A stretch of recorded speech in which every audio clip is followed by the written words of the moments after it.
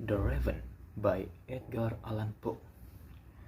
Once upon a midnight dreary, while I ponder, weak and weary, over many a quaint and curious volume of forgotten lore, while I nod, nearly rapping, while I nod, nearly napping, suddenly there came a tapping, as of someone gently tapping at my chamber door.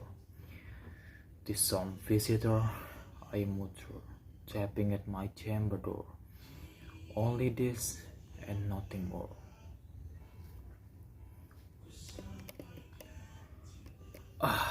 Distinctly, I remember it was in the bleak December, and each separate dying ember rolled its ghost upon the floor. Eagerly, I wished the morrow, vainly, I had sought to borrow from my book secrets of sorrow, sorrow for the lost Lenore, for the rare and radiant maiden whom the angels name Lenore, nameless here for evermore. And the silken, sad, uncertain rustling of each purple curtain thrilled me, filled me with fantastic terror never felt before, so that now, to still the beating of my heart, I stopped repeating. Some visitor entranced at my chamber door. Some later visitor entrance at my chamber door. This is and nothing more. Presently, my soul grew stronger, hesitating then no longer. Said I, or madam, truly your forgiveness I implore. But the fact I was raping, and so gently you came rapping, and so faintly you came tapping at my chamber door, that I scarce was sure I heard you, for I opened wide the door. Darkness there and nothing more. Deep into the darkness beating, long I stood there wondering, fearing, doubting, dreaming dreams no mortal ever dared to dream before. But the silence was unbroken, and the stillness gave no token, and the only word there spoken was a whisper word, Lenore. This I whisper, and I echo murmur back the word, Lenore. Merely this and nothing more. Back into the chamber turning, all my soul within me burning. Soon again I heard a tapping somewhere, louder than before. Surely, said I, surely there is something at my window like this. Let me see, then, what treat is and this mystery explore. Let my heart be still a moment in this mystery explore. This wind and nothing more. Open here I flung the shutter, when with many a flirt and flutter, in the step statue raven of the stately days of yore. Not least options made her in a minute that or stayed her, but with mean of lord or lady, perceive above my chamber door, perceive upon a bush of palace just above at my chamber door, perceive and said and nothing more. Then this ebony bird beguiling at my sad fancy into smiling, by the grave and stern decorum of the countenance it wore. Stroked her chest with sword and seven two, I said, art sure no craven, ghastly grim and ancient raven wandering from the night shore. Tell me what the lordly name is on the night floating shore. Quoth the raven, nevermore. Much I marvel this ugly fool to hear this course so plainly, though it answer little meaning, little revealed word. For cannot help agreeing that no living human beings ever yet was pleased with seeing bird above his chamber door. Bird or beast upon the sculpture was above his chamber door, with such name as Nevermore. But the raven, sitting lonely on the placid bust, spoke only that one word, as if his soul in that one word he did outpour.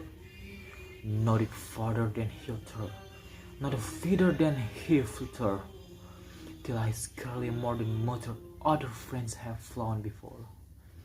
On the morrow he will leave me, as my hope had flown before. Then the bird said nevermore. Starless stillness broken by a reply sharply spoken. Doubtless, said I, what is uttered in soul stock and store, cooked from unhappy master, from unmischievous disaster. Follow it fast and follow faster till his song one burden bore, till the darkest of his hopes that melancholy burden hoard of never, nevermore. But the raven still beguiled my fancy into smiling. Straight I walled a cushioned seat in front of bird and boss and door. Then upon the field sinking, I betook myself to linking, fancy unto fancy, thinking what this ominous bear of yore, what is grim, ugly, ghastly, god and ominous breed of yore, many choking nevermore. This I said in James in guessing, but no syllable expressing. To the fall was furious, now born into my boom's cover. This and more I sighed defeating, with my head at ease reclining, on the cushion youth leaning, that lamb-like goddess, but was fuel leaning with lamb-like gloating o'er. She shall press on nevermore. Then methought the air grew denser, perfumed from an unseen cancer. Swung by seraphim was foot, false tinkle on the tooth. Wretch, I cried, thy God had landed by this angel had sent. Respite, respite, and a pain from the memory of Lenore. Quaff, oh quaff, this kind nepenthe and forget this lost Lenore. Quoth the raven, nevermore. Prophet, I said, think of evil, prophet still, if bird or devil, whether tempter sent or whether tempter tossed, there's a hole. The Lord yet all undaunted on his desert land sent, on his home by horror guarded. Tell me truly, I implore, is there his blemish guilt? Tell me, I implore. Quoth the raven, nevermore. Prophet, said I, think of evil, prophet still, if bear or devil, by the heaven that bends above us, by that God we both adore. Tell this soul with sorrow laden, if we need a distant aiden. Its soul claps saint and maiden whom the angels name Lenore. Claps are rare and radiant maiden whom the angels name Lenore. Quoth the raven, nevermore. Be that word or sin of parting, bird or fin, I shrieked, upstarting. Get through back into the tempest and the night plumped and sore. Leave no back plumb as token that lies this soul hath spoken. Leave my loneliness unbroken. Quit the bush above my door. Take the big from out of my heart and take the form of my dog. Quoth the raven, nevermore.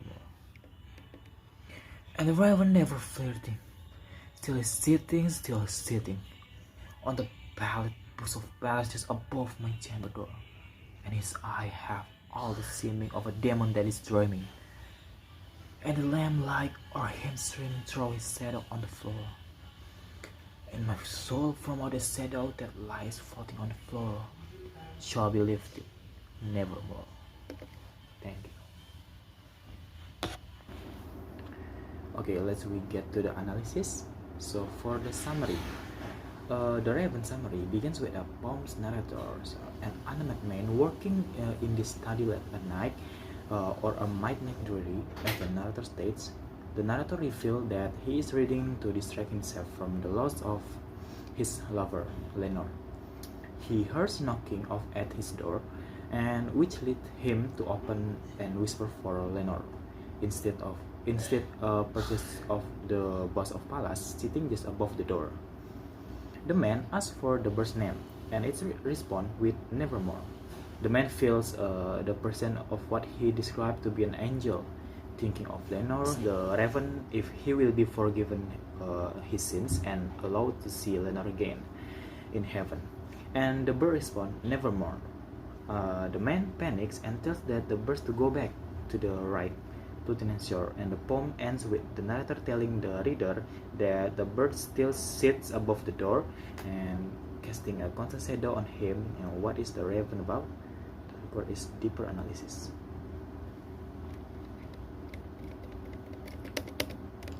And we go to the rhyme scheme. So the rhyme scheme is A B C B B B, and the B ring is always an or sound, like Lenore, door, nevermore, and so on. Most lines use trochaic octameter, which is a 8 metrical feet. It's about 16 syllables, and that follow the pattern of stressed then unstressed. However, all the lines with the B rhyme scheme are catalytic, incomplete line that drop the last unstressed syllable. The final line of each stanza is also catalytic, written in trochaic tetrameter of 4 metrical feet following the pattern of stressed then unstressed. We go to the next, to the meter. So meter is a culmination of stressed and unstressed of stressed and unstressed syllables in poetry in the Raven. The poets use a longer meter such as trochaic octameter. It's about 8 feet or of stressed and unstressed syllables. At the end of each stanza, a shorter line of verse appears to break up the sing-song rhythm of the poem into a more matter-of-fact tune before moving on to the next drawn-out stanza. This does two things for the poem. It creates interest in the rhyme and airy tone in the last line of each stanza. We go to the figure of speech. In this, the Raven poem is using metaphor. So, this poem use metaphor usually make a comparison by stating one thing is another thing. Look at the following example. The example 1. Prophet said, think of evil, prophet, still, if bird or devil. So this line occurs to as the narrator gets more and more upset over the raven presence. He compares the raven to a prophet who can tell his future. Poe includes the metaphor to show the narrator returning mental health. Yes, we question whether the raven actually exists, but if he does, what will the person ask the bird to tell his future?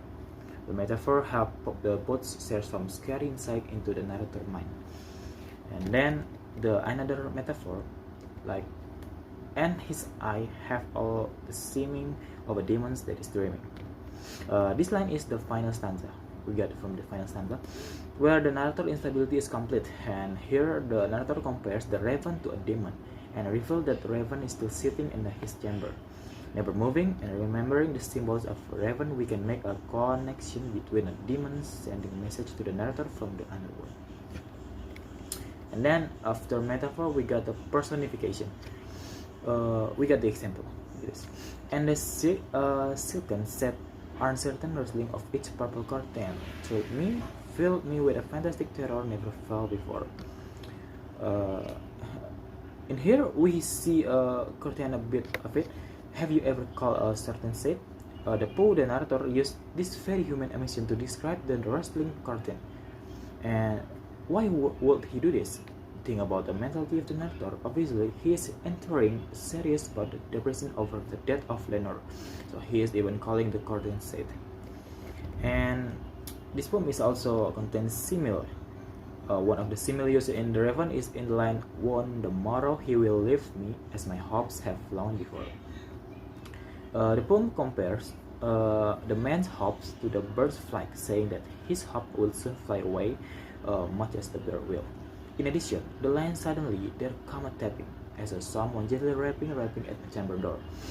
It's a simile comparing the tapping sound the man is hearing, that of the raven rapping with his breath open door and window, with the sound of someone deliberately knocking off his door. We go to the repetition. This form is using alliteration. So for the repetition, alliteration is one kind of repetition that used in the raven. It occurs when the poet repeats the same consonant sound at the beginning of the multiple word. For example, weak and weary is the first line of the poem, and salt and stronger in the first line of the first stanza. I think that's all analysis from myself. That's enough from me. Thank you for the attention.